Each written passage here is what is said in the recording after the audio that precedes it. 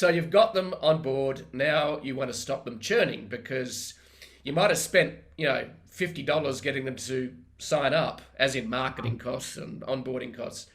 But if they leave before you get their money back, then it's a challenge. So what are some of the things you've learned about reducing churn over the years? Sure. I think before I specifically answer that question, I think it's there's this statistic, which who knows if it's true or not in its exactness, but in its precision, the statistic that it costs 7 times more to get a new customer than it costs to retain an existing customer. Yes. I just think of whether it's 7 or 5 or whatever the numbers, it obviously costs a lot more to get a new customer. So I just think that one thing that entrepreneurs and business owners need to keep in mind is that it's okay to spend money on your existing customers to keep them, right? So like, yes, you spent that in your example, $50 to get them as a client.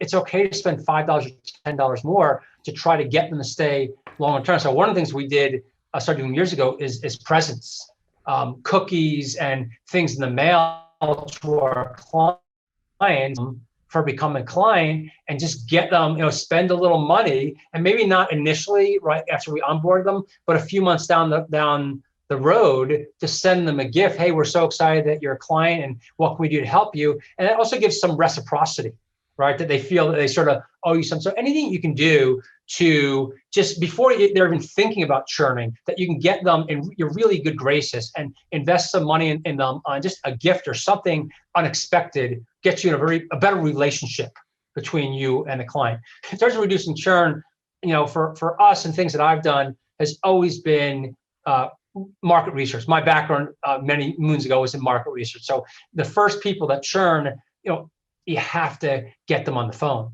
and say, hey, no problem. Actually, I'll give you a box of cookies if you answer my questions. But why did you leave us? What did you like? What did you not like? And then over time, you gotta get those answers. So originally in market research, you want to do primary research, which is talking to people face to face. Then you understand what the issues are. Then over time, you can have just a survey. Hey, can you answer these 5 questions? Because you have a sense of what the issues are, and then you have an open-ended question. What else? But you gotta collect the research to find out why they're churning, and then ideally modify your service to try to prevent the churn, or figure out what are the churn points.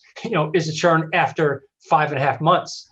If so, then at 5 months, then you got to send those cookies or do something to reduce the churn. So you got to really figure out why they're churning and when they're churning.